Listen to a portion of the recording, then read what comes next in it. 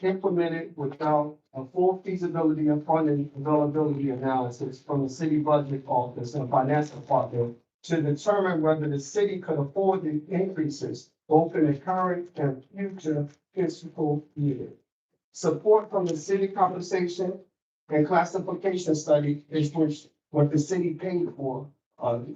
Compensation and classification study to see where the salary should be. He said the salaries increase not only lack formal justification, but also significantly exceeded the study recommendations and were not aligned with its findings.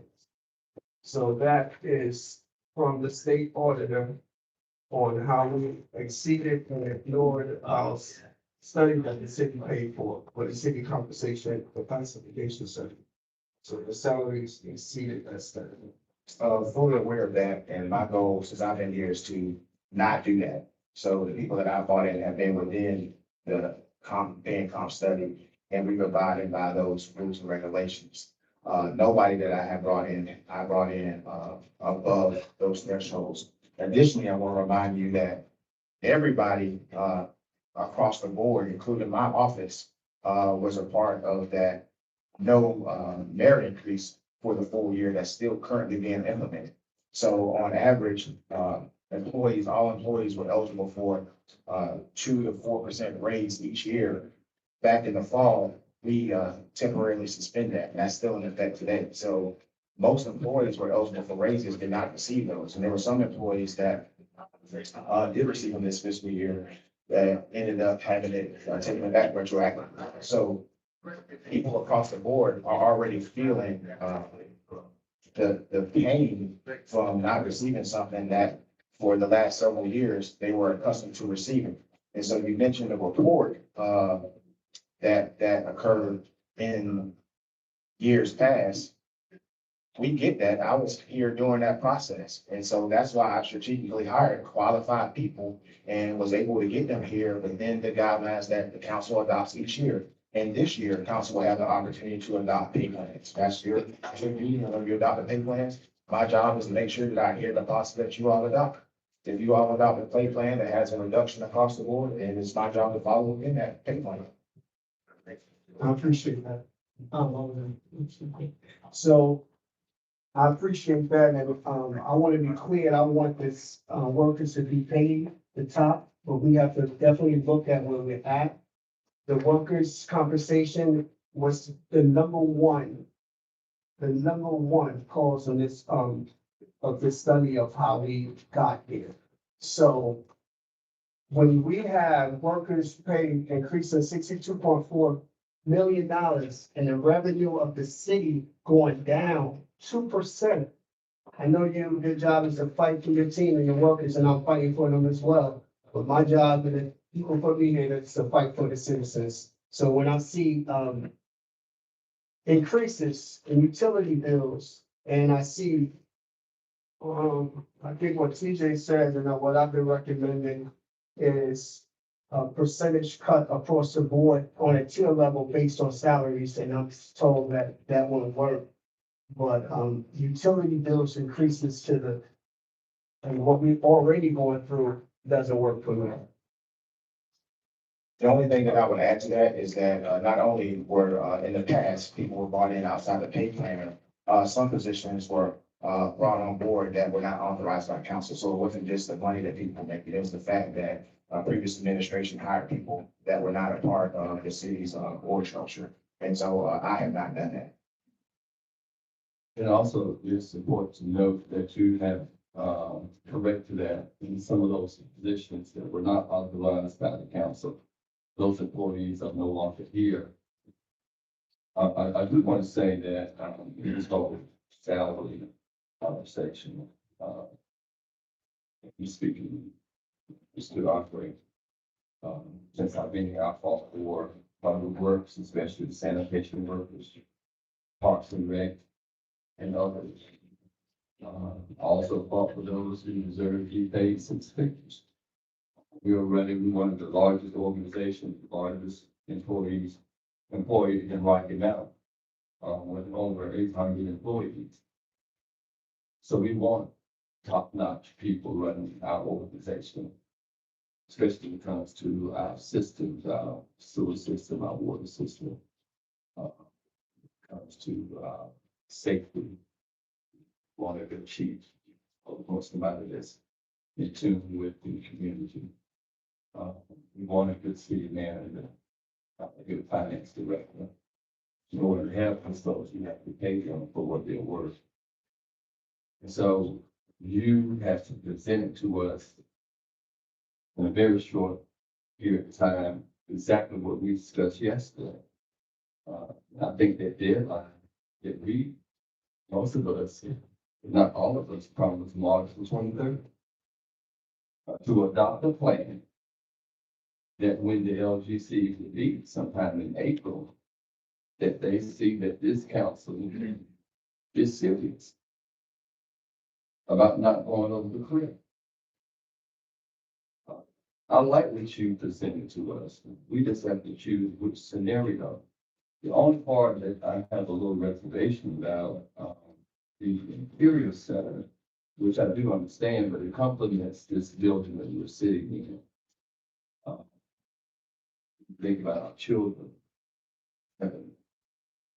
So that they come to learn about arts and whatever skills that they do have. And the people that have been dedicated working in the Imperial Center, how we can do the cuts without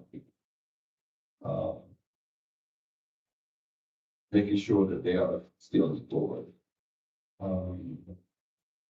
You know, people who make six figures, they deserve to make six figures, but they're doing work. When it comes to budget, we feel that the position that is not essential and if it's not performing, then we have the right and the option to not fund that position during the budget session. We don't manage employees. I can't tell you who perform and who cannot, who deserve six figures and who do not. I think the sanitation workers are doing more than what they did, but they did it. But to say all that, you have done exactly what we had asked you to do in the LGC. And so what we have to do is figure out where we want to, what scenario we want and choose for you to implement. Also, you know, something about the utilities. You know, you talking about utility increase. Again, we have not up until it was a discrepancy, not a discrepancy, but just the choice of words that we used during the time that we, myself and both Councilman Harris was trying to get an understanding about, was it a rate increase or was it a fee increase? I didn't quite have that right, and I did apologize. In July, or was it June of 2025, it was the first increase that this council had implemented since 2017. And it showed that if you never do pass on an increase, we're gonna have to pass it on. And I just hope that our citizens realize the fight that it took to get us to those years where we didn't pass on the increase, because we made sure there was a rate stabilization. But, you know, it don't last always. But that's one of the passions and one of the things that, not just Andre Rubin, but previous council, was really passionate about, and we fought for it. Hopefully like what we're doing now. And so, we have to get our citizens to understand that the rate is being passed on to us. And just like you go up to the sheriff station now, where people say, well, went up another 30 cents or whatever. I mean, you're gonna have to pay or you're gonna walk. So, some things we have no choice but to do. But I just want to echo, you've done exactly what we directed you to do. I just have a little reservation about how we work that out with the Imperial Center if we choose to go that route. And some things we have enjoyed, we can't enjoy anymore. So, but it's just temporarily. And I think they all staff were working, six figures or under six figures. Which we could pay more for those who not in the six figures, but they are all of our employees. Should, and I believe are appreciated. And so, I just thank you for bringing this back along with your staff, and then we can get into, like Reverend said, the nuts and the bolts with, comes to the budget, about what positions we care to see and not to see. Thank you. And I want to say just that one thing, Mayor Pro Tem. I do think that there's always a way. Again, I don't want people to think that what you have before you today is in stone. Again, it's just a conversation starter. I did what was asked of me and with the help of the staff, hopefully put this information together in a very, very short period of time. So, thank you to the staff that are listening and those that are here today for helping me pull this thing together. One thing I want to mention, one thing about furloughs, just for clarity, if it gets to that point and we're talking about reductions across the board, reduction to staff. One of the benefits of the furlough as opposed to reduction to staff is that at the end of the day, you're trying to get to a dollar sign, you're trying to save a certain amount of revenue. If an employee is not required to show up to work, theoretically, they can also pick up another job during that time that they're off. But if you have a reduction in salary and you're requiring them to come to work at the same period of time, and at the end of the day, you're trying to get to a certain dollar point. What I've learned, what I've talked to my peers across the state, it helps the morale by going the furlough route because at least they're not having to show up every day. At the end of the day, you're just trying to get to a regular level. See that Councilman Johnson had it right up for a while. After this, we'll take a 10-minute break. After he make his comments, and then we'll take a 10-minute break to come back. Well, Mr. Manager, I'm happy to hear that,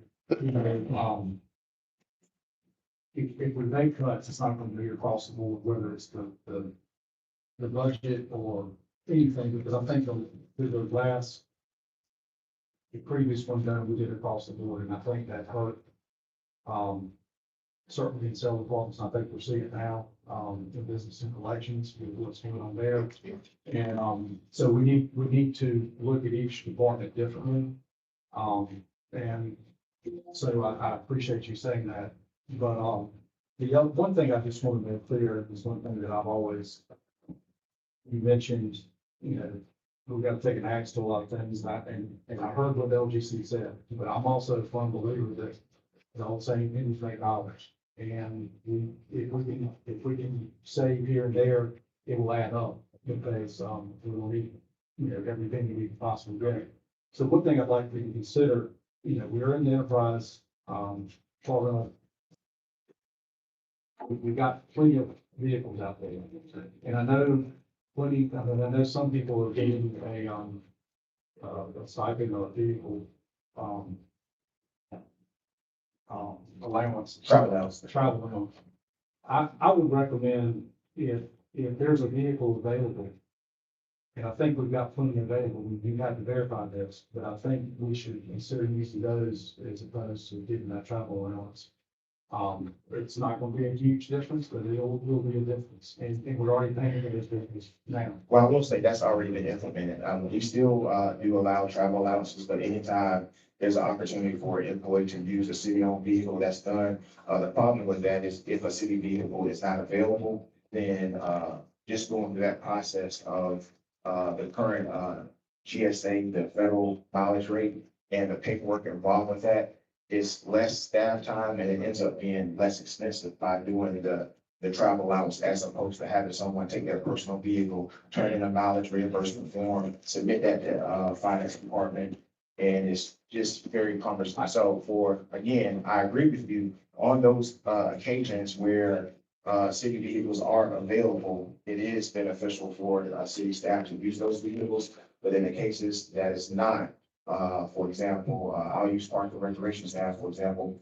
We have some individuals that manage all of the ball fields, all of the gymnasiums, and they have to go from each gymnasium, each community center on a daily basis, and they're driving their personal vehicle. So they get a small stipend on a monthly basis to cover that expense. if you take away that stipend, that stipend, then every week they're gonna be turning in tons of paperwork, for, mileage rate, which at the current rate, and I anticipate it will continue to go up. It's gonna be more expensive and more time involved in that process as opposed to taking away that travel time. And I appreciate your comments, but also appreciate where I'm coming from, where it was an illustration of where we could probably save some money and save some pennies. And I would like to know how many enterprise vehicles we have that are not being used, because obviously the audit,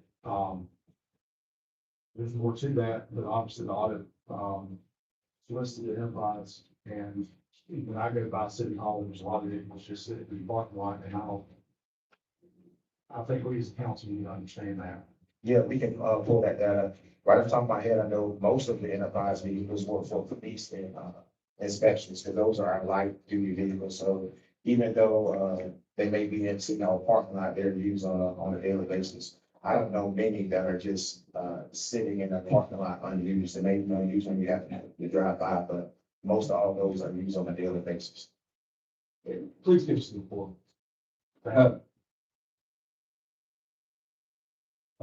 Yeah, you're talking about the enterprise, that was, this is what we needed for, when it came to us, so I didn't support it anyway. So, some of us did. Anyway, I want to ask the question with the travel, because I think some of us are getting, increase about it from other employees and citizens. Do we have employees who pay travel but don't travel? Let's take, for instance, the bacon department, got two people in this travel, they do their like, to a salary or whatever, and those two employees never travel. They have the city, but it's still within their, they're still being compensated for. Do we have that? I don't know, right off the top of my head, if we have employees that, that get a travel allowance that, don't travel. But, I can easily run a report of all the current employees that do, receive a travel allowance. And then I can work with the department heads and figure out, basically do an audit to see if it's still, warranted. That would be easy to do. We keep track of that. Yeah, I do support. I think that's the same thing that, Councilmember Dodger just stated, Well, no, it ain't the same thing. or similar. But, let me tell myself, you know, they ain't the same thing. Okay, I believe in travel. I mean, your travel pay, they travel, they should get what's due to them. What I'm asking, if you got employees, they'll never go anywhere. And, you know, travel for the city, but they still get the travel allowance. Okay. That's what I want to say. But I'm in support of travel. If they traveling on their vehicle, going something city, they should get it. So, I don't want to get it twisted, but I'm just saying, what people are, you know, asking me, I don't know, I don't manage. You do. So, if we do have employees that are not doing business, city business, you can get travel, if you may look for that. So, Yeah, we can run that report. So, city, I know you've been out there for about an hour and 15, 20 minutes. You might gotta use the bathroom, so right now we'll take a 15-minute break and we'll come back 11:10. Thank you. Dispatch. Salary. I'm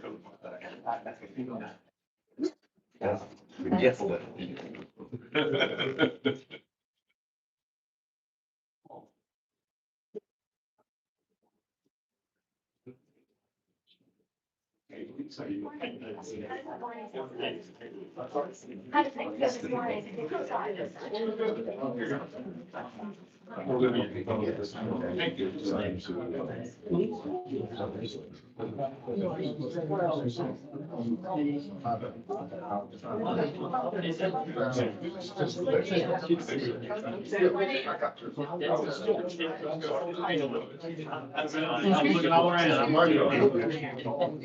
My dad. Hey, that's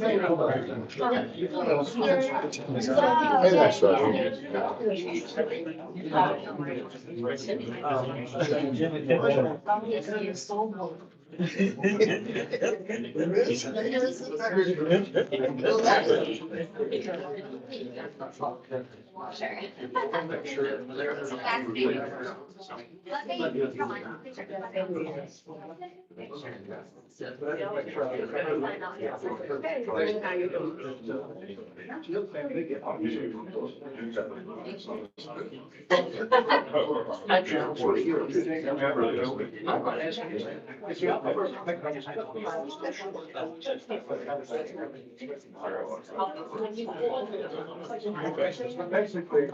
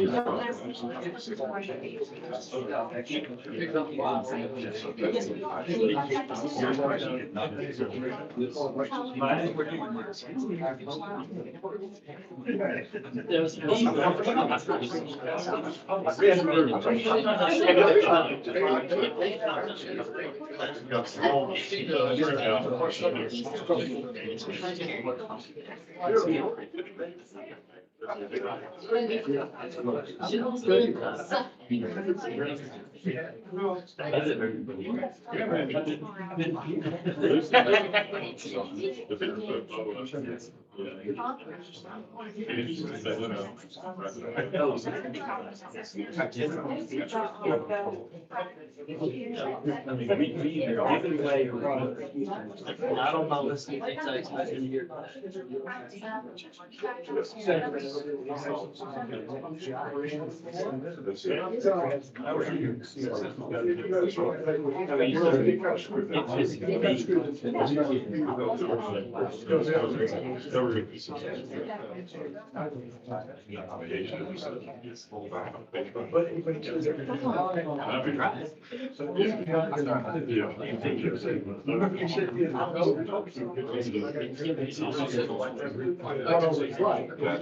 That's right. But no, what could have done, we could have started back. Not in Hollywood, the real person, he did it, he screwed up there. And he said he gives them this stuff to throw it. Well, But he should have been, he did it. but to all of us, the same thing. Yeah. Screw up a story, then.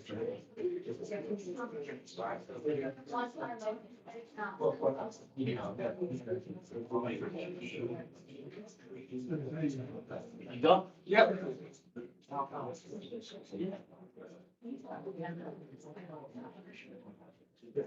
My man, good to see you, sir. How are you? What do you think of this?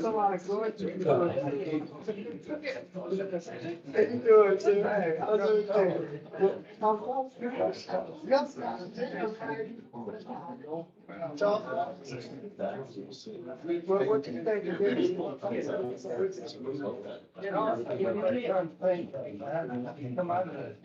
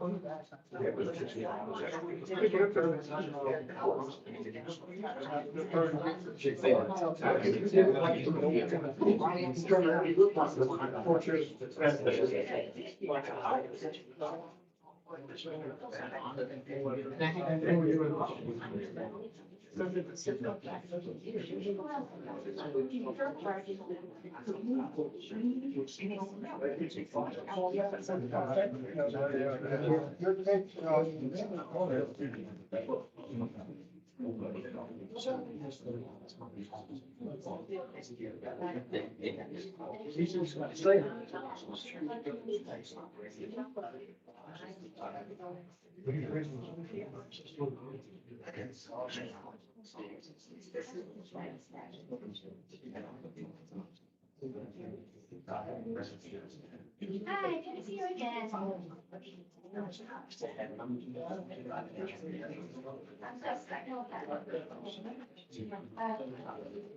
How you doing? You know, what chip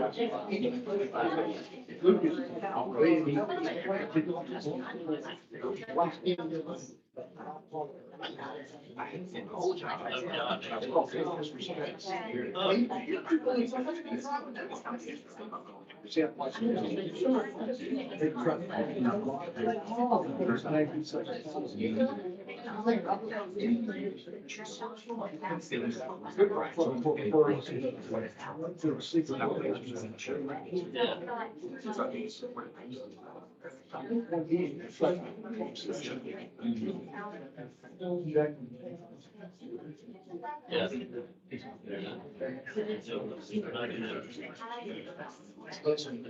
Not good, not good.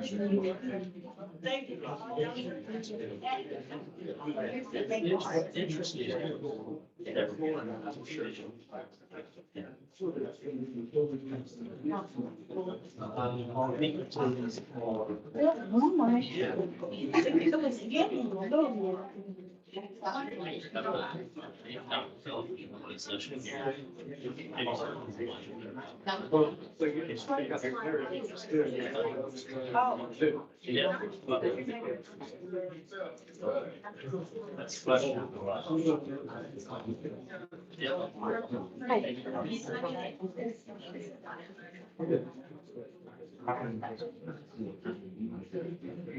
Yeah.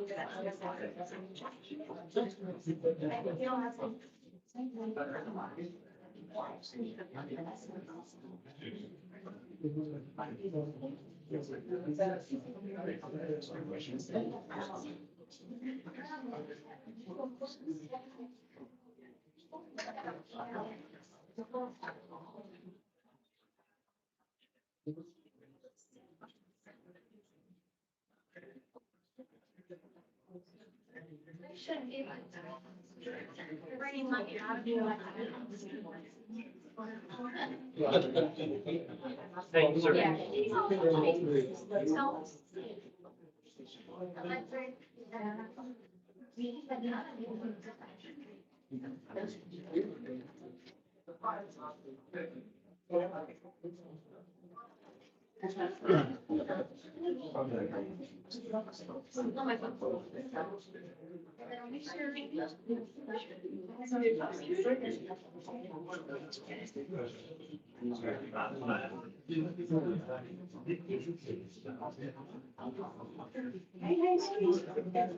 How are you today?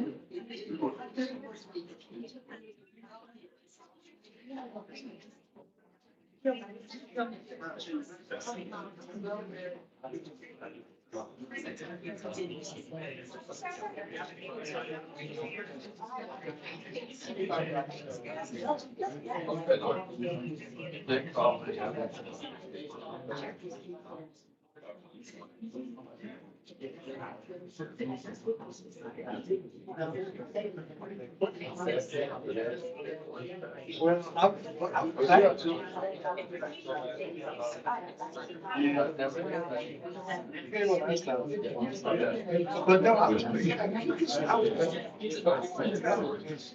when he said like, oh, that's a government, he said like, I said the DA, because you know, the SDA doing this.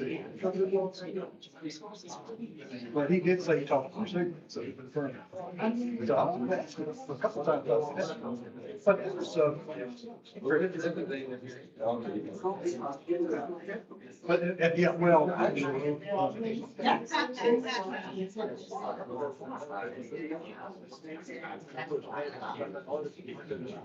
One of those weekly things. Those were just, you know, we were really talking about how we want to know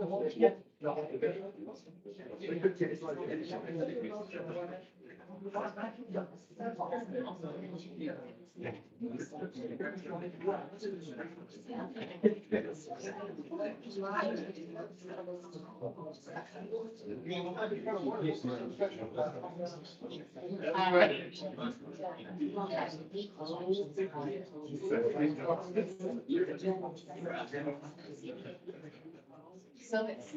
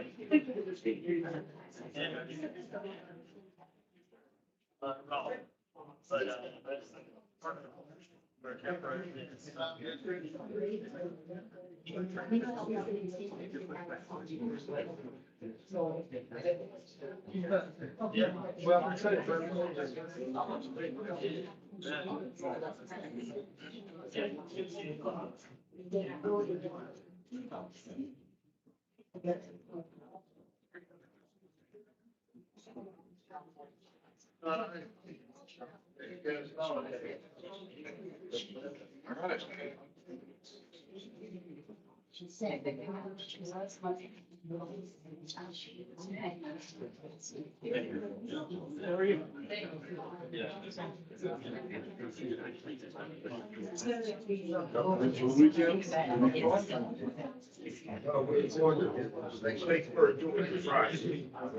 forum to have that discussion.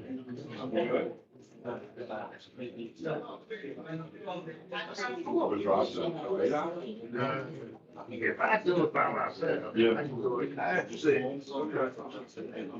Well, then, you go all the way to Savannah. Yeah. And take the interstate. Feel like a triangle. With that apartment. Yeah, then you gotta go to the coast.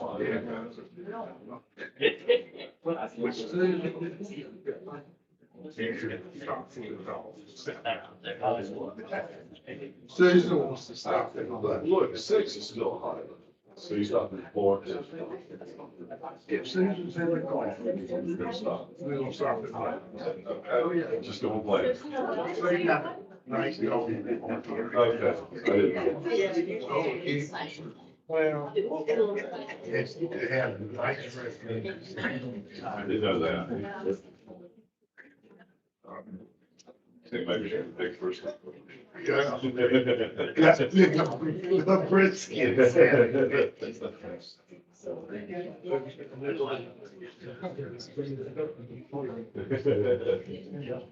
But I wonder if I want to know, I was talking about the other also, you mentioned about if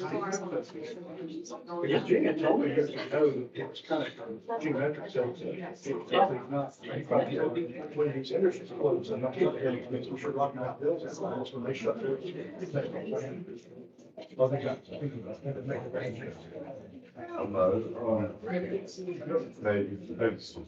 Yeah, I think on bankruptcy, you should see that. Well, it's what you want, you can.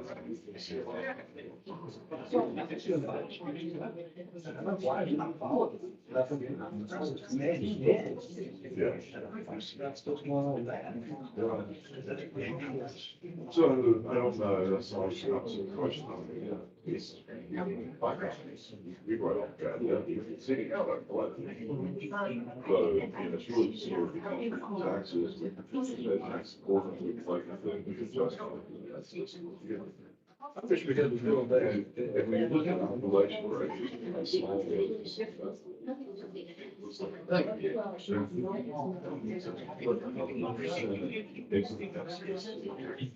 So, you know.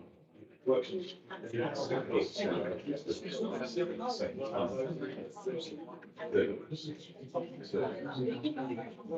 was thinking some people was probably when we were on the fence, like, when Ed took over, the company had bought, and remember his widow, he was at that time. And I mean, this guy was real horrible. He heard something, some rubber stamp. Yeah, it's like. Hey, some corporation needs to pay that. It was what, and it's kind of, this is all because of their gear. They're still already. Yeah, well. I didn't pay that bill. It's just a little picture you can just let say, you're like, hey. Well, I mean, there's lots of things to do, I don't know. If you send up the stage, you can actually.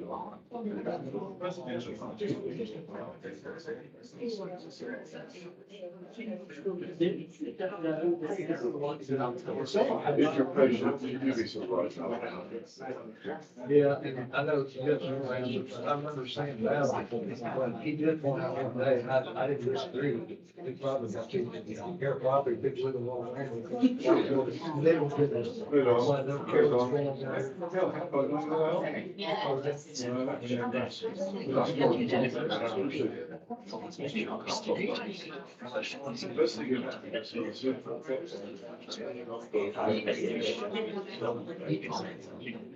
That's actually, so tight, but I went. Astronomical bills, it's like. For mowing and. Hey, I saw you leave yesterday. You and I drive the same car you drive the Taos. Yeah. Yeah. That's what I'm on my fourth kid, so I think that's my third. Yes, my third. Yeah, they are. They just decided.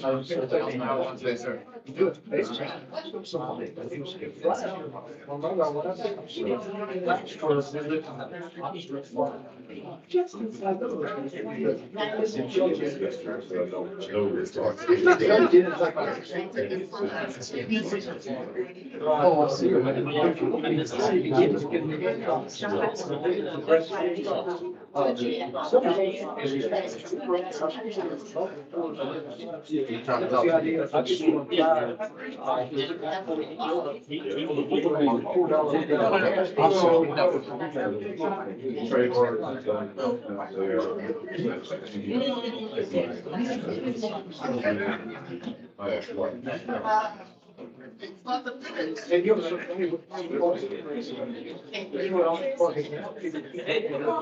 I don't know. I don't see them.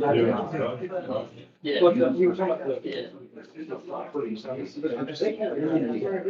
Yeah.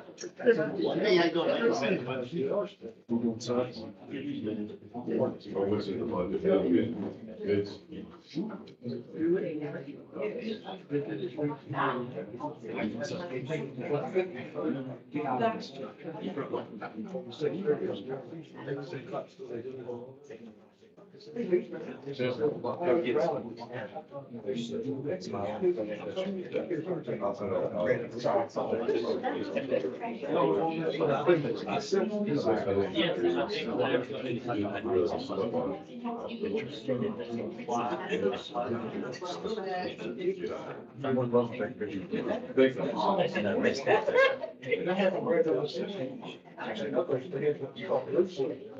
It's just easy to see. I see where I put it. I got it out. One time I closed it. Right.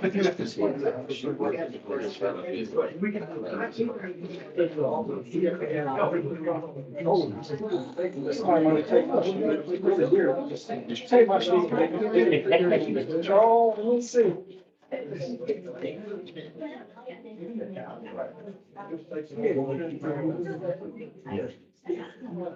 just want to make sure. I think.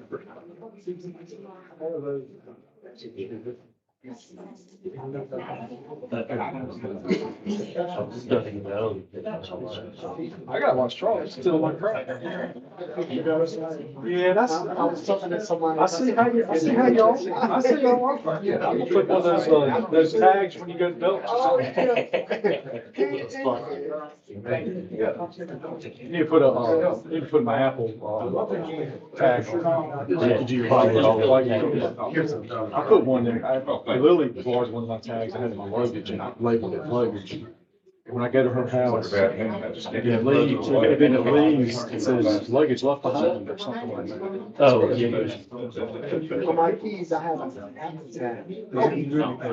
Yeah, that's what we were just talking about. My daughter, she borrowed slash stole, I guess. So, you know how that goes. Permanently borrowed. He gave it to her. I know, I let it Was that? With my ticket.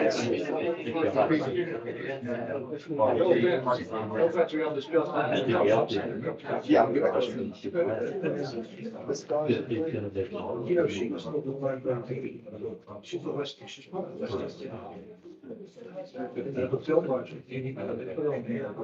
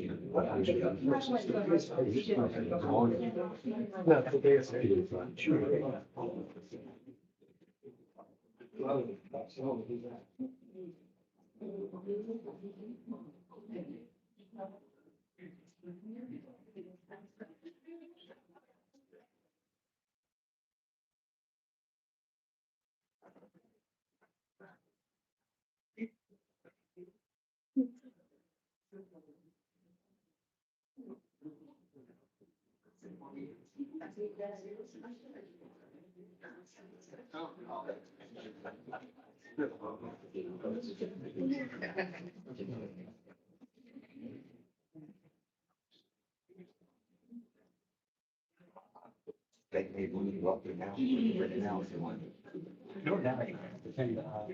Cowboy, Vermont. Yeah, yeah.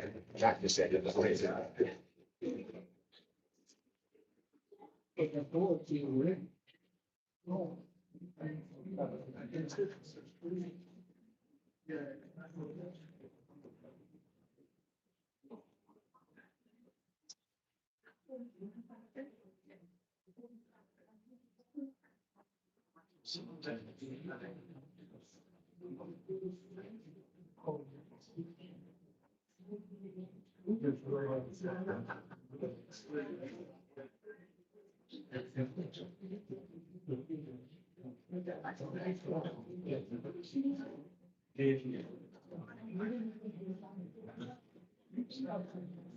You know, reconvene and be an attorney back over to the city manager the other day.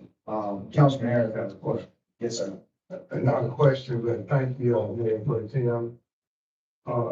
We've had a lot of discussion since opening remarks.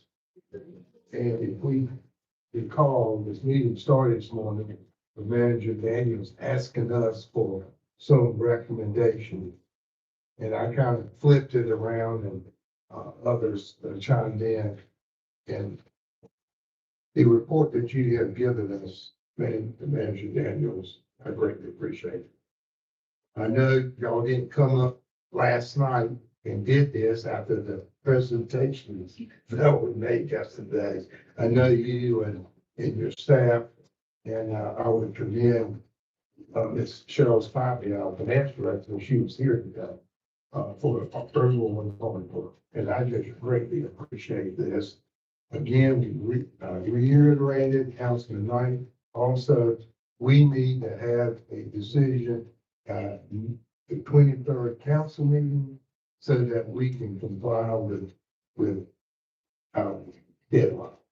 I do want to make a couple of comments. And we got to also think about the private industry as well. A large part of our revenues comes from the enterprise fund. We have people who are valued workers throughout the whole city, but enterprise fund. There's Pike Electric, there's Duke Electric, there's other electric utility co-ops who would love to have our alignment. So we have got to make sure that we continue to compensate them in a manner that matches competition.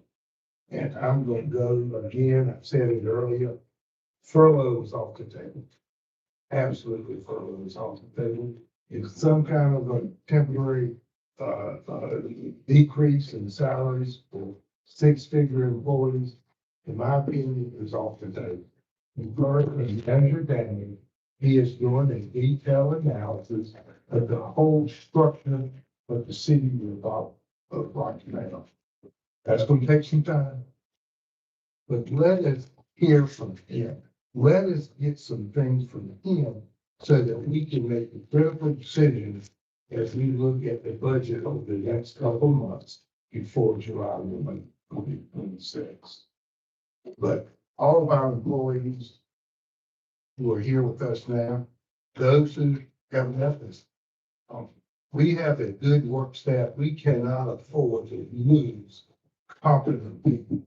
And there are people outside who would continue to look at some of our employees, as Councilman Blackwood said, to pick some off. You don't want that. But thank you, Manager Elkins, and I'm glad. Question was here. Yeah, I asked for a little backup. I think we have Denise Canada, she's here from the LDC again today to listen and possibly answer questions if needed. Yeah, and I'm glad Denise is here with us again this morning. But it's our job over the next 2 weeks to take a look at these scenarios. The best scenario is about $6 million in cash. Yeah, that's $29 million in cash. Yeah, I'm gonna fudge that if we can get to $25 million year in, because there's gonna be some contingencies that we don't see.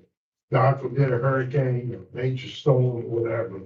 But if we can get to 20 million, 25 million plus cash at December, that would be an absolutely fantastic job. We all got to work together to get there. Thank you. And the thing that I will add, to the projections, as I noted, the property, anything in the property that's not included, so that's something that we will discuss at a later date too, but that's just based off of what we have today. And I also think, and as Councilman Robertson said, at some point in time, after the budget is done, our work is done. Let's take some time to take a look at what city properties can be readily marketed for sale. But that's after the budget period, and that would be some additional money, but we cannot budget those money because we have no idea what they can be. Thank you. City manager, James, can you define what the core services, what some of those could be? Again, I think this goes back to what the mayor talked about yesterday, about zero-based budgeting, but I think you would start at the bottom and say nothing, and then you build your way up. So, my idea, I would say, finance, HR, police, fire, all the enterprise funds. Everything else, is important to the community, but I would say it's core to us operating, as a local government. And obviously I stated earlier, no, obviously, but the business collection that's mandated by the state. Not business collection, I'm sorry, building inspections. So when you say enterprise fund, you are saying water, sewer. Water, sewer, and electric, gas, electric, yes, because they generate revenue. And we have depended on that largely for balancing the budget. And we also manage critical resources. That is correct. Like the Gulf, that. That's it. And one thing I just commented that this morning was that I think we also have to begin reframing the conversation around utilities. Nobody's ever lived in a rural community. Maybe we don't understand the premium service we get from Rocky Mountain Public Utilities. I've lived here since the eighties and lived in my home since the early nineties. When Frank came through, Hurricane Frank years ago, and then after that, Floyd, I think our power was out, we were praying for days. Floyd, maybe 3 days. That was in 1999. Since then, snowstorms, ice storms, our power might be out an hour or few minutes. But if you go to power cities or places that they serve, their power is out for days, sometimes weeks. And that does not happen in Rocky Mountain. We're sending people all over the country with our crews. And yes, we pay for it, but you can depend on it. And the service done in an exceptional manner. And that's a premium that we all get, come to expect it, but everybody gets to pay. So I just think we've got to learn how to value like sometimes these assets that we take for granted. We pay for it, but we get much more than what we pay. So I'm stating that it's not lost on me about what people have to pay for their utilities. I can't be lectured to because I've been the one fighting. our utility service. We check with any other utility collection agency. We have the most liberal collection in the electricity community. Can't even compare it to do or to any of these other utilities that give you a couple of days and you shut off. Some of our concerns have been built around socioeconomic demographics that we live with every day. So what I do say, however, is that until we can build reserves, we are not able to subsidize the cost of doing business.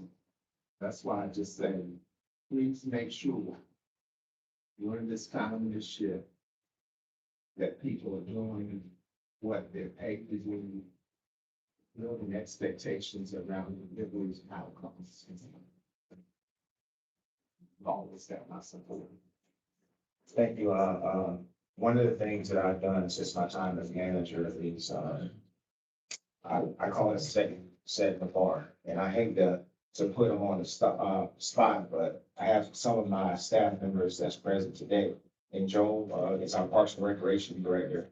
Joe, in our leadership team meetings, whenever we have a success, what's my go-to phrase? Exactly. We celebrate the win, but I want you to win again. I have very high expectations. A lot of times, people get comfortable and, you never really know what someone's capable of until they face uncertainty. When you're winning, everybody celebrates the win. And, that's good. But now we're going to a place of uncertainty. And I want us to keep that same focus because I am confident that if we make these difficult decisions, we will get through this. But again, that's my job, is to evaluate all the employees, make sure they're meeting the standard, and my standard just happens to be very high. And I hold myself to that same standard. So it's not top-down leadership. I have that same standard that I set for them, and they set a standard for me. So if I'm not meeting the expectations, I expect them to call me out, because that's what you want to call me out. So that's what we're gonna have to do. We're gonna have to excel in every facet of our organization. One comment about the labor point, we also have to tell the district about power. And, we don't generate our electric or gas, we buy our gas in the open market. And the last generated, plant that we had is on the Alabama Avenue with the gas. And we had maybe 200 or 300 citizens on Rocky Mountain while we joined it in the temple. So, we have to, that's not that the city has to pay for it, whether they choose to pay for it or not. We have to give it for years. Out here, get to, individual businesses and households, so. Just for. I want to thank you, Mr. Manager, you and your staff. I asked for, 3 different plans, and you actually produced 4 different scenarios. So great work. As far as facilities closed, in each scenario, I see that you're closing a facility, the Imperial Center, Senior Center, Main Street Office. How did you pick these? Did you pick the facility based on cost to the city? Because I don't see anything in here about the event center was not considered at all. Well, it wasn't a unilateral decision, first of all. It's something that it's new across the board evaluated, and cost was associated with that, but also based on specific need. And so right now, we're in a position with like the office for the downtown business. We are currently leasing space for that. We currently have several available office spaces within City Hall that are vacant. So if we have vacant office space, it would make sense to try to eliminate spaces that we're paying for versus spaces that we currently already have. So that was the explanation for that. The other focus was with regard to revenue coming in. The event center has a lot of revenue coming in. We have events currently scheduled. there aren't any, major, events scheduled for the museum and the bureaus. So that's kind of the concept that went with regard to that. And, as it is, has been presented in the financial documents, we're still currently paying debt associated with the event center. So, I don't think it would be a best practice to close something that's generating revenue, that we're trying to increase that revenue, as well as having it vacant while we continue to pay debt service on it. Got you. And I'm just, looking at numbers strictly, and I'm not suggesting closing anything, but I'm just saying, when you choosing who you're gonna close, are you basing that on numbers? And I would love to see the numbers for the Imperial Center, what that costs the city, and what the senior center costs the city. And I know you said that, you would have to renegotiate because that contract for Main Street office is not up for, so I think you said a year from now?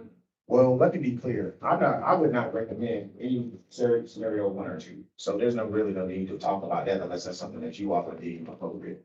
That lists all of the museum, the police virtual call center, somewhere like, I'm not recommending that. I would recommend scenario 3 or 4, which, is a path of least resistance with regard to, overall cost and, cost benefit analysis.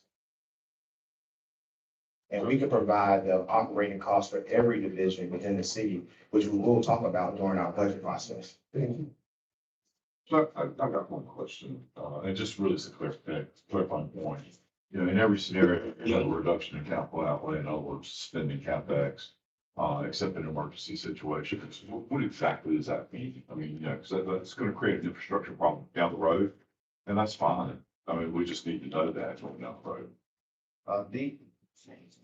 What I have notated here, that's the specific Okay, reductions got it. cost. Thank you. So it's not really, any, capital projects per se. Okay. This was the, I missed that earlier. I'm sorry. Thank you. Question, so when we adopt a plan, at our next council meeting, if we adopt 3 or 4, both of those scenarios, close down, period, center, when would that take effect for in those locations? Would they continue to be allowed, or we would just have to refund people? refund, people their money, but based off of the conversation today, I'll be looking at, other opportunities that we could reduce, to, not have that be the case.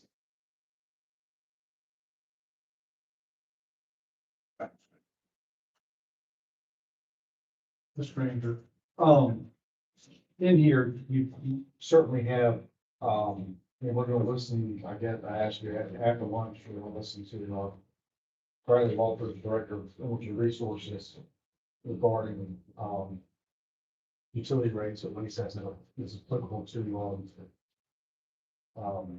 electric and gas, I assume includes gas. And each year during our budget, we review the fees that we have on everything. You gotta wait for the budget to look at those, and if so, I hope, it's one thing raising the fees and the rates, but we've got to be, in line with our peers, or at least. Yeah, my goal is to do a market analysis across all of our fees. Okay, so you're gonna start that now, so when we get to the budget process, I'd like to. we're gonna know where we stand with our peer group.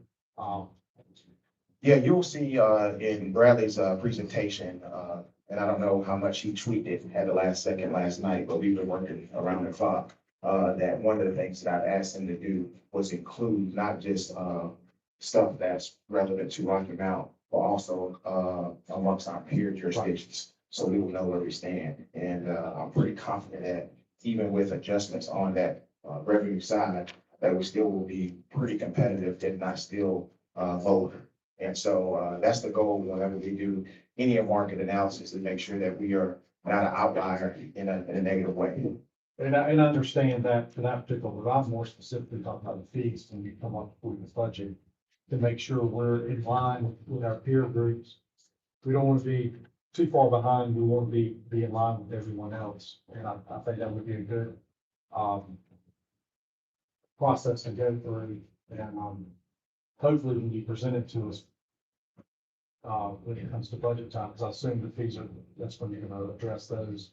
Yeah, we're addressing things as soon as possible. I mean, the urgency is now is to make it sure that that you all adopt something soon to cover the cash flow issue. But during our normal budget workshops that we have scheduled, that is a part of that process to review our fee structures across the board. Yeah, but I'm asking as a city council person, I want to see how we compare to our peer group, because right now you don't have the fees in here for any of these scenarios about adjusting those, and that's fine. But I'm asking for when we go to the budget process, I want to see the comparison to our peer group, whether it's to Wilson, Tarboro, Zebulon, whatever it may be. I want to see how we, across the board, and be up each director who come up with those. Because I'd imagine you're gonna, talk about an adjustment, and that's fine, but we need to know where we are. And just like Mr. Walters is going to show when he comes up here, how we compare with our peer group when it comes to elected. Yeah, I think I agree with you. So I Okay. don't know if it's Well, Have we always done that? no, we've never seen how we compare to our peer group on the fees. Fees, like whether we're talking about our inspection fees, whether we're talking about our garbage fees, whether we're talking about All fees. all fees. So when I say market analysis, I was thinking you were talking about the light utilities. No, no, no. Talking everything. Yes, yeah, when I say But when you say market analysis. That's So including the the other market. thing I'm assuming is that you're talking about also cost of operations. Correct. It shouldn't just be what's everybody paying. It should be what is it costing us to deliver the service. And not just that, I would take it a step further. That's what I would take it a step further stating, what do we offer? So it's not just the operations, we may offer something that other organizations don't offer. One thing that I can tell you right at the top of my head is from Public Works, for example. There's not a lot of municipalities in the state that cut ditches in private property. We do that, which is why our expense is, what it is. But that's not something that a lot of jurisdictions do. From an operational standpoint, there's not a lot of organizations that still do loose leaf collection. We still do. Most cities and municipalities, they require you to back your stuff up. So even though there's a cost of service, we have to also, what are you paying for that service is a big distinction. which I'm glad you brought that up because, I think at least our commercial side of collections of garbage, we're below market on that. And I'm not so sure if you did a cost of service analysis, I don't think we would, meet our costs there because we got a lot of big equipment that's required. And, I think we need to look at that. And that's why I was asking, the question. And then going back to Councilman Robertson asking about the event center, and I'll repeat what I asked yesterday. I do want to see, since the inception of the event center, where we stand, because several years ago, Mr. Hunter provided the city council with the actuals when it came to the event center, but I only think that went up to 23, I believe, somewhere I have that, but Just to let you know, we do have events that are presentation scheduled for today. is that going to include? I haven't seen his presentation, so I'll wait until Well, I'm talking about the city. That's from Mr. Jordan, right? David Joyner is going to be presenting information with regard to the event center, and then in the regular budget process, we will have staff present one of the numbers for actuals. At that point, the finance department will be completed with an audit that will be submitted to LPC, and it'll be based off of actuals, not budgetary estimations. Well, that's what I want is the action. So, and that's what was provided to us back in FY 2019 actuals to FY 2023 proposed.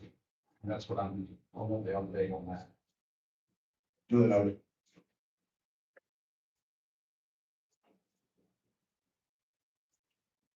Any other questions for me? Well, I do thank you for this opportunity. Again, I want to stress that this is not set in stone. The point was to do my best to provide a starting point for you all to make a decision, so we can make a decision quick. Kind of the biggest bang for our buck. And then when we get to the normal budget process, we can get into more detail with some of the other, items. Basically, going from like a zero-based budget and determining, what we all, determine as core and building, from zero all the way up, and then hopefully having a balanced budget that not only includes all the services, but also includes, collecting revenue back into our reserves. We are scheduled to have, a discussion about rates later on this afternoon. But since we finished this conversation a little bit earlier, I was gonna ask Bradley to go ahead and start that, and then we can also, reconvene after lunch. But Bradley, you prepared to go ahead and start a conversation? So we kind of save a little bit of time. All right, yeah. Perfect. So I'm gonna get out of the way. Bradley, come on up.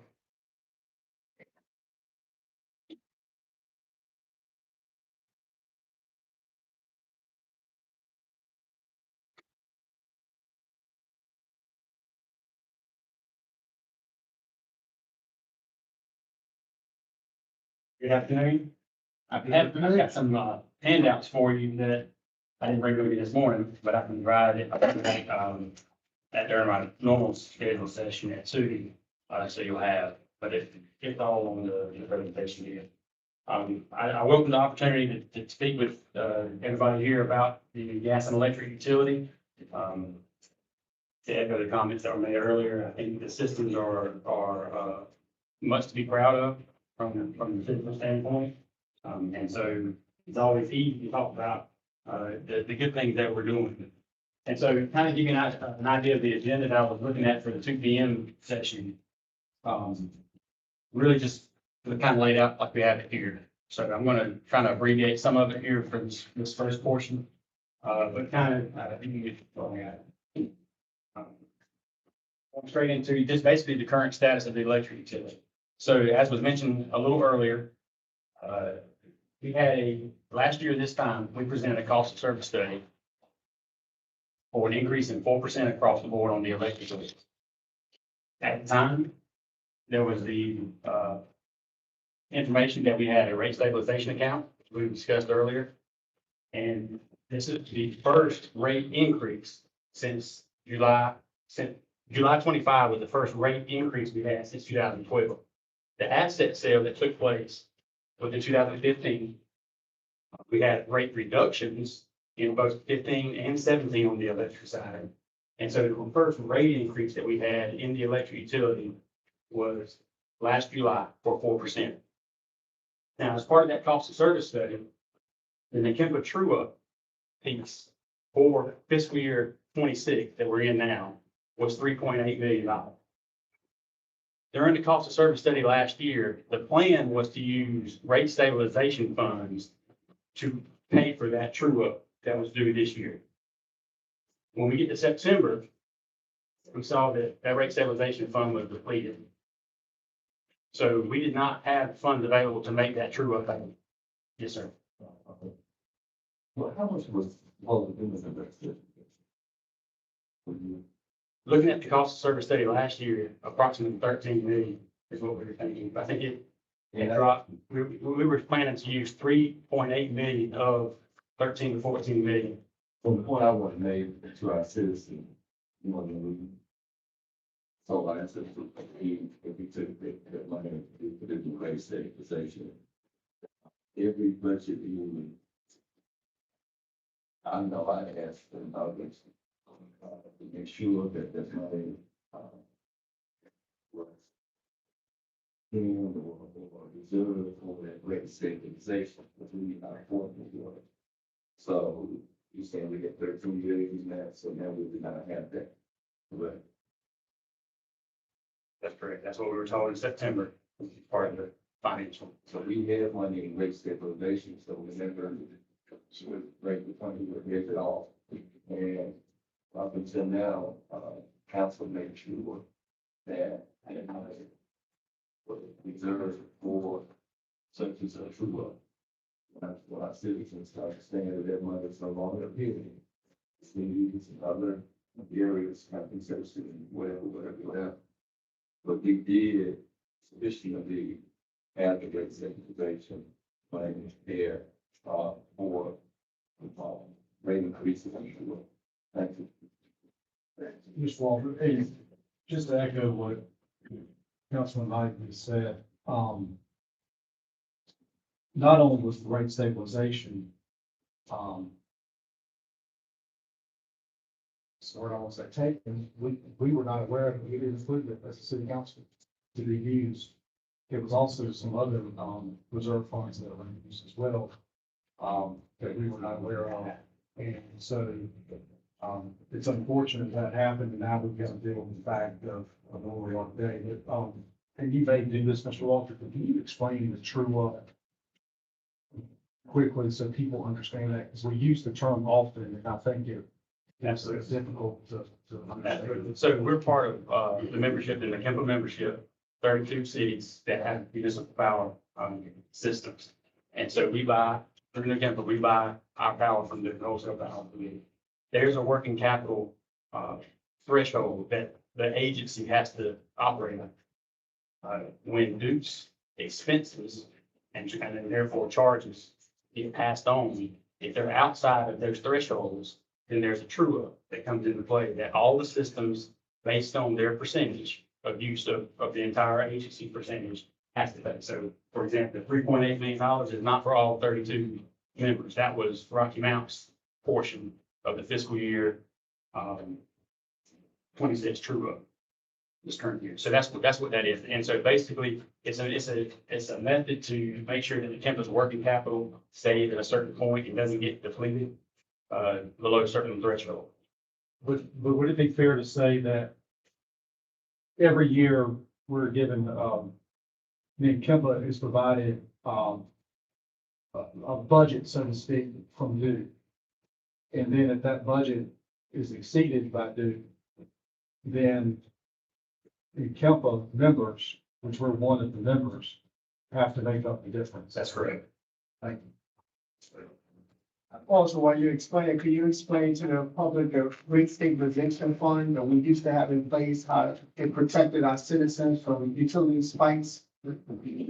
How that worked? Absolutely. So in 2015, for the asset sale, essentially we sold, I say we, it's the Kemper membership. They sold their assets to Duke for less than what they were worth. We had a smaller payment there, but what that did was it lowered our rates by 17%. So we were able to pass some of those rate percentages on. That's where you see the decreases in 15 and 17. Now, because we didn't pass the entirety of that rate decrease on, we kept some aside. And that's what created the rate stabilization, because we knew, and it was projected at the time of the asset sale, it was projected that we were going to have some 5, 6, maybe even a 7% rate increases for consecutive years in, say, 17, 18, 19, 20. Now, those rate increases didn't materialize, so that helped us continue to fund that rate stabilization account. So there was a line item in our operating budget that had an earmarked amount that went towards rate stabilization. And so it was funded. And the idea behind rate stabilization is when those future increases do come, because they were going to come, we knew they were going to come at some point. Instead of passing that entire increase on to our customers by way of rates, we could absorb some of that increase, maybe a reduced rate increase, or maybe absorb it completely. And so that's the analysis that goes on every year when we look at what we have. So last year during the cost of service study, we were under the impression that we still had a rate stabilization fund, and that's what the $3.8 million true up was going to do. So last year, for example, it was presented to council approved, that we were going to kind of hybrid approach this fiscal year. We were going to, the wholesale rate increase from the Kemper was increased by 3.5% last year, effective in April. And then we also had our true up, that was 3.8 million that we had to pay. So it was a hybrid approach. We increased rates by an effective 4% starting in July. And then the true up was supposed to be paid out of rate stabilization. So the customers would only pay for that wholesale rate increase that got passed through. So that's how rate stabilization, and we have a rate stabilization in gas as well, had the rate stabilization gas. So the rate stabilization, that's the That's the intent behind it. Do you remember the amount that was, we sold, as it's, what about, what you like to see? I don't have that information from me. I can,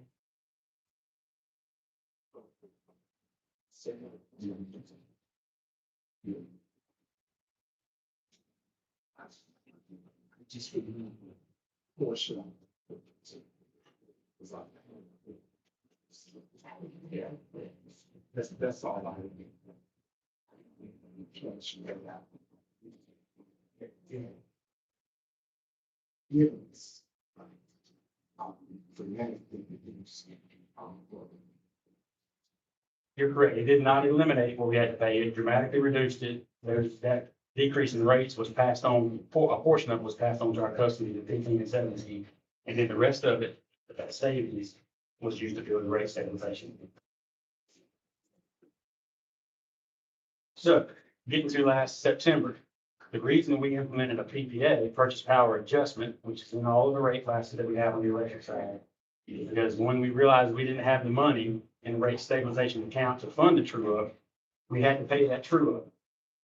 The rates didn't account for that true up. We only accounted for the rate increase that was passed through the wholesale levy group. So this 8/10 of a cent that was applied across the board to all 7 rate classes on the electric utility, over 9 months, effective October 1st through the end of this coming June, was intentionally put in there to collect that revenue of 3.8 million to pay for that true up. It wasn't anything additional.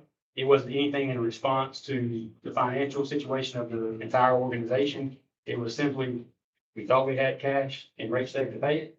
We didn't have cash to pay it, so we had to collect that cash because our rates couldn't compensate for it. So that PPA that was put in place to pay for that true up. How much, supposed to be in the rest of the year? How much, sir? I believe it was 8 million. Excuse me, it was 8 million in electric, in the gas fund. It was about 3 million in rate saving. Last year, the rate stabilization for gas was about 3 million. The one thing to note on this PPA that was implemented that we're currently under right now, when we put a charge in across the board per kilowatt hour, it does not affect rate classes the same. So this 8/10 of a cent kilowatt hour charge affects the residential class at about 6%, but it affected our large industrial class up to 12 to 15%. So our industrial class was hit hard with this PPA that was put in October. And so keep that in mind, because when we talk about the forward year, we're going to talk about how that impacts those. Clarity, are you saying that it affected residential bills by 6%? That's correct. That's correct. That 0.008? That's correct.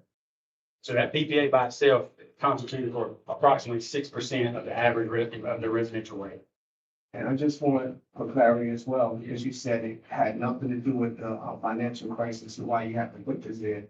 But some people will look at the rate stabilization and misappropriation of those funds exactly after to do with the crisis. Yeah, so let me say, the PPA was put in place to collect the true up that we were planning to pay for with cash. So it's indirectly related to the financial crisis, but it was not to collect more money for the organization to get out of a hole. It was created to pay for that true up that's owed to the county. I like to chime in too. I don't want to say that it was a misappropriation of funds, but that's not it. We did not have a misappropriation of funds. What we've had is operating over our extensions. So, again, that base per kilowatt hour rate affects each class differently. So keep that in mind. So currently, as it stands this year, and what we're looking at with the electric utility, with the operational cuts that we've made, to the tune of almost $8.1 million, mostly capital, and the implementation of the PPA to help cover that additional true up. We are planning to end this year with a balanced budget for electric utility without dipping into, we have no fund balance to dip into any longer. So we're, it's always our plan to end the balance. And so that we're projecting to do that this year. When you say year, you mean this fiscal year, the end of June 30th. And that's a part of the operational efficiency plan that we implemented before, because there have been times of people not knowing where the savings are coming from. Well, this is the prime example of where some of those savings are coming from. If you look at the electric budget versus what we're projected to spend, it's about 8.1 million less than what we had budgeted to reach cost savings. So you anticipate any disruption that might challenge that. Continue decrease will cause disruption. So, what we had to do this year to get through the year. Continuing with that level will cause disruption down the road, absolutely. So if it's a one-time thing, we can get, we're able to withstand it. So, going through the process of how this comes, so we have membership, on the Kemper Rate Committee. In January, the rate committee was presented with two options from the Kemper. Option one, as you see here, is a wholesale rate increase of 5.5%.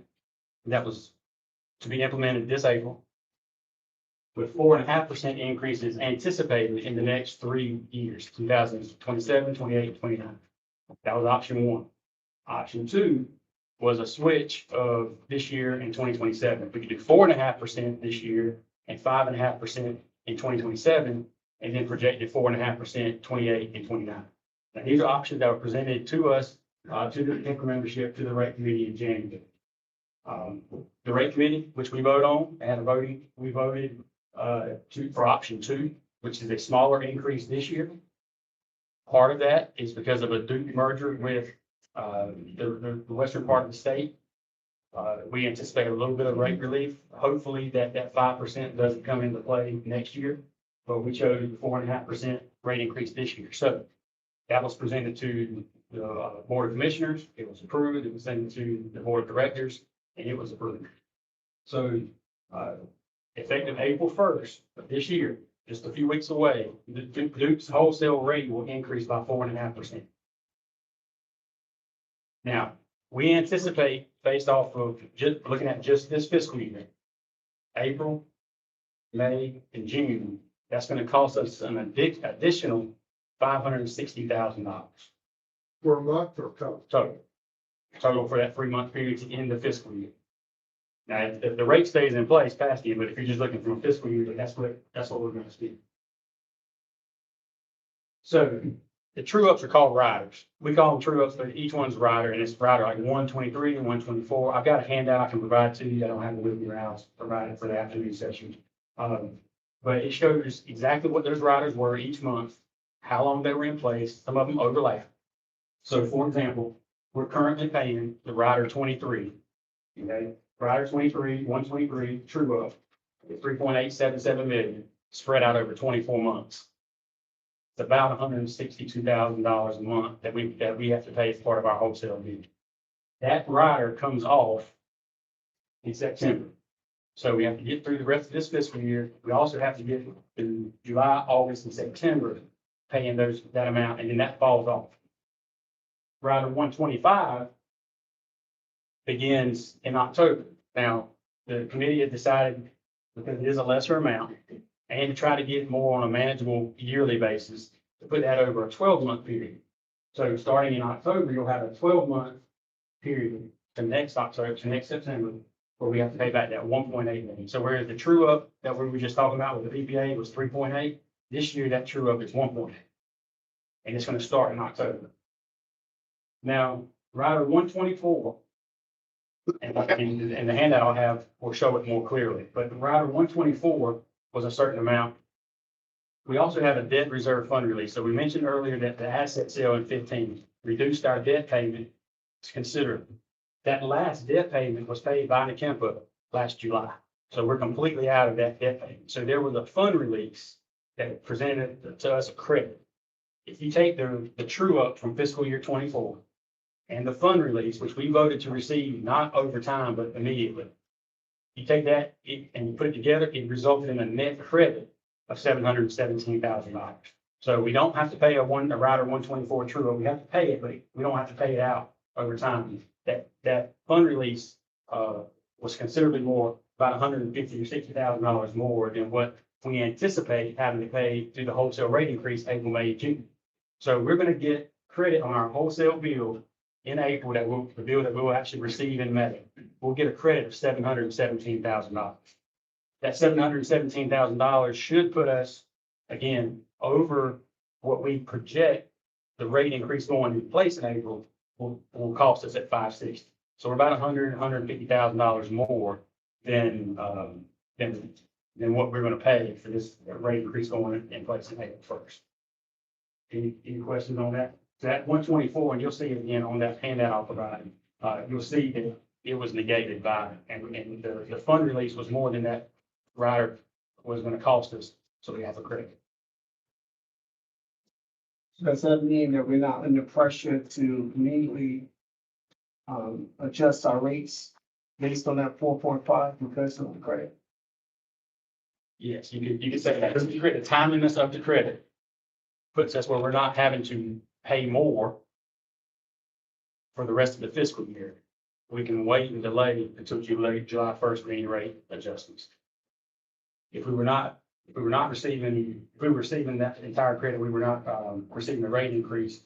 If we were not receiving the credit, it's just the rate increase, we would probably have to do something to get us through these last 3 months of the fiscal year. I would just like to add though, in my presentation, I did assume rate increase for those projections to have us to where we're not having any type of reduction towards any other reduction. So just keep in mind that while this is solely focused on that one individual department, individuals, the overall picture for the city would require us to take immediate action. Question. I'm speaking in regards to the electric budget, this situation here. So let me make sure I understand what you just said, Mr. Reed. Are you saying that what you presented to us earlier included the rate increase? Pretty soon. Yes, I think it was effective April 1st. Okay, just want to make sure, well, it's clear on that. Yes, sir. If you notice, if you go look at the slides that were printed out, option scenario 3 and 4 does assume rate increase in all utility funds as well as an assessment on, I think it was the PPA. Right, so, right, okay. Thank you.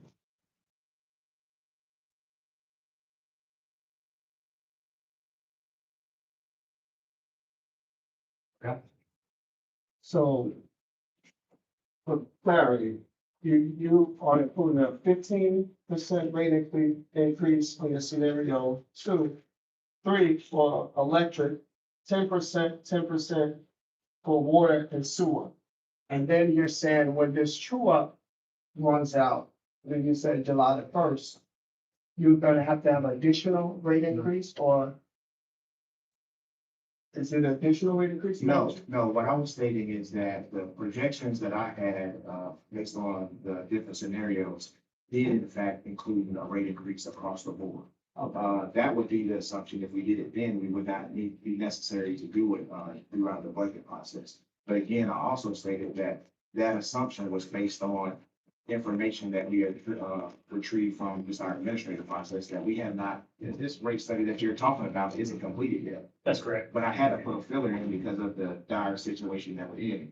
Once we get the actual rate study, they may recommend more or less, but I had to put something in there to present to you all today. So 10% and 15% is what we just landed on. If we had to increase it, you at 4.5 now, would that be a 0.5